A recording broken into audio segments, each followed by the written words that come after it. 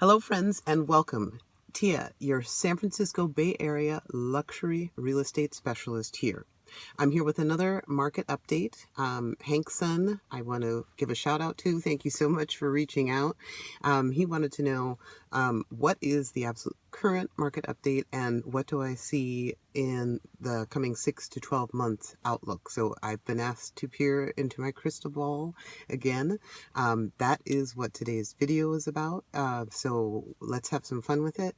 And as always, please don't hesitate to like, subscribe.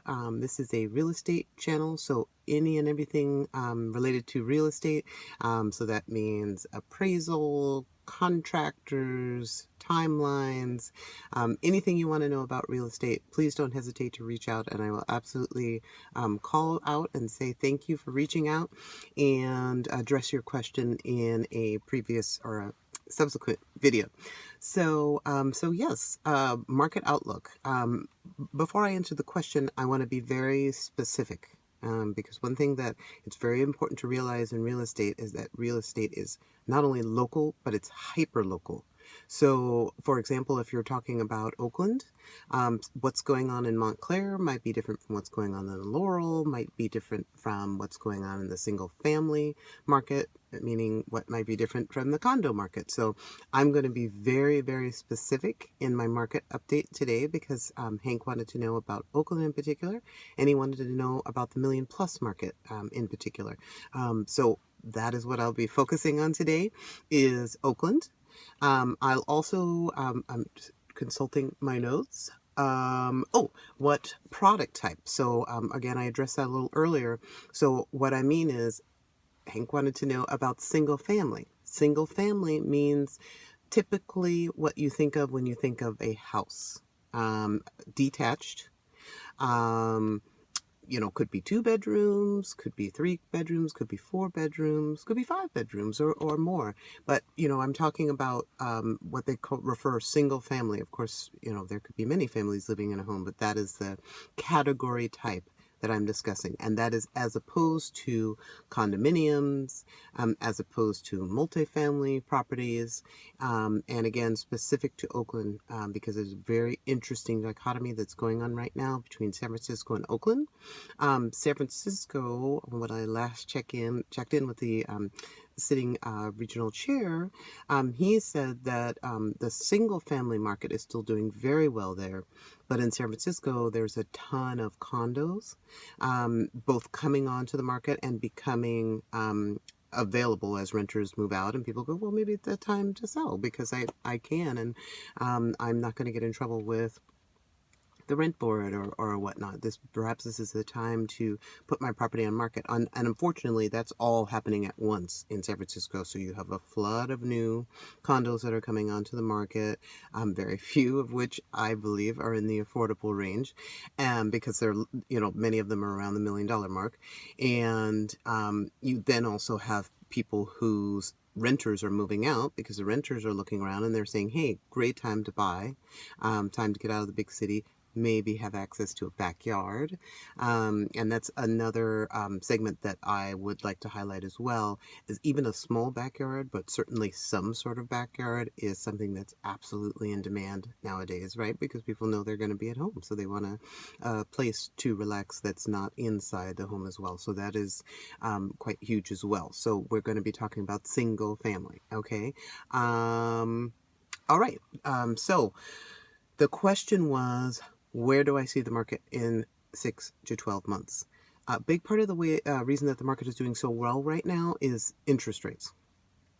Interest rates and supply and demand, because there aren't enough properties available for the people who want to buy them. So we're actually not even, I wouldn't call it stability. I would call it a market rocketing in the upward direction, because you had pent up demand. And when people are saying that, they're meaning that you had a lot of people that were interested in buying, but who weren't allowed to go out and about.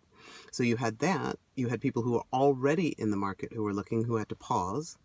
And then you have people who are coming out of San Francisco or just coming out of apartments in general and realizing that it's cheaper to buy as long as you can muster a down payment. But that monthly mortgage is likely to be less than what you would be paying in rent. And the combination of those three factors is really driving the market right now. Now, that might lead to the question, is the market out of control? And what I would say is this is a genuine market driven by genuine demand, number one. And number two, lending is not easy. What happened last time was it was very, very easy to get a loan. There was very little qualifying that was going on. And now I'm seeing people who actually are very creditworthy getting turned down because there's a gap in the work history, or because they don't like the way the assets were seasoned, meaning sitting in an account somewhere for a set period of time. So the lending is very tight, and there's a perception, I think, amongst the lenders that they need to be careful, and that was not at all the case last time. Another question, because a lot of buyers are wondering, is this the time to, well, hopefully they've already figured out that that's not the case, that you're going to get a house super cheap. But there were, for a while, there were quite a few buyers who thought that this was going to be the time to buy up a house super cheap. And the reality is that is not the case, because part of the problem last time was that banks fell apart. And one of the first things that happened when the shelter in place, or the issue of the coronavirus really came to the forefront, was the banks got $1 trillion. So the banks are liquid. The banks have money. So they're not going to buy up a bunch of houses and sell them super cheap because they've got plenty of money. So that's what I try to counsel for buyers is, are you going to be in the home for more than 2 years? And the answer is usually, I think I'm going to be in 5 years, or this is it for the rest of my life, or this is really not going to be my home.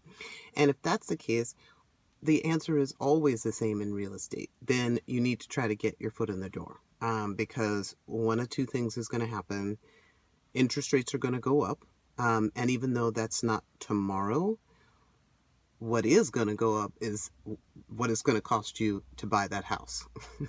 So even if interest rates don't go up, a house that you were able to buy for $450 last month is going to cost you $455 or $460 this month, and a progressive increase in I think it's every 10,000 that you add is another $100 a month. And so my concern right now is that we're going to see a lot of buyers sliding right out of that affordability range.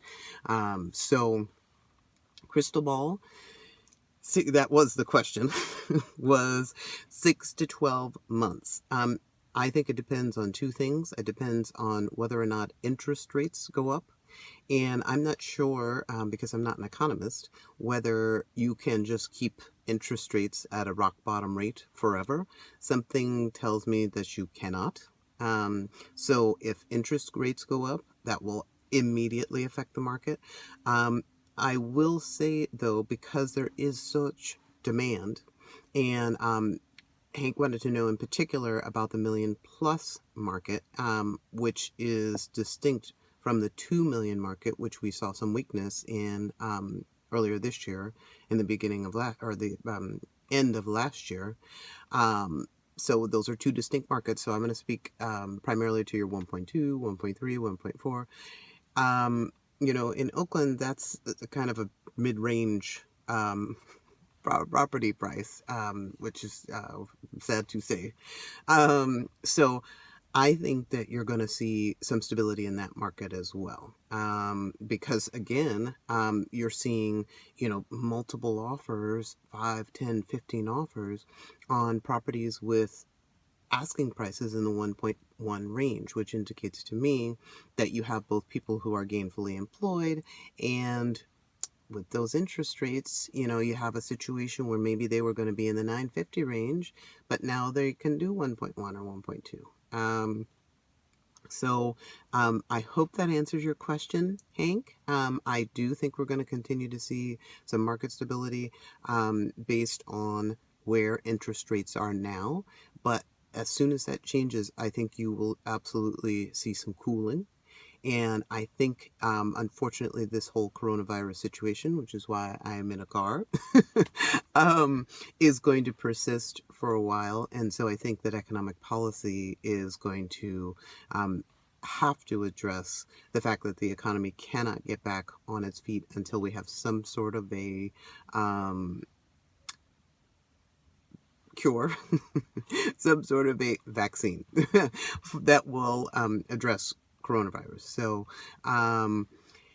interest rates, prices, supply and demand, I think all of those come into play. But certainly, if we're looking a little shorter term, which would be, till the end of the year, generally there is a malaise in the market that sets in around October, November. And I do think that that's going to happen this year as well because it's the seasonal cycle. But what I would say is I don't think that's going to show itself by showing lower prices. I think it will show maybe a leveling off of prices, but I don't think prices are going to go down. I think instead of having a situation where you have 10 offers, you might have 2, you're going to have less inventory, so you're going to have less action. You're going to have less opens and less closes, but I don't think that that is something distinct from prices going down. So I think we have to look very closely and at these numbers when we're seeing them and see what they're saying and what they're not saying. So anyway, I think that's it. If there are any additional questions that you all have for me, please don't hesitate. Put them in the comments section. And of course, like and subscribe so you don't miss a video. Otherwise, I hope you're having a great day in beautiful, sunny Northern California. And I look forward to hearing from you again. Have a great day.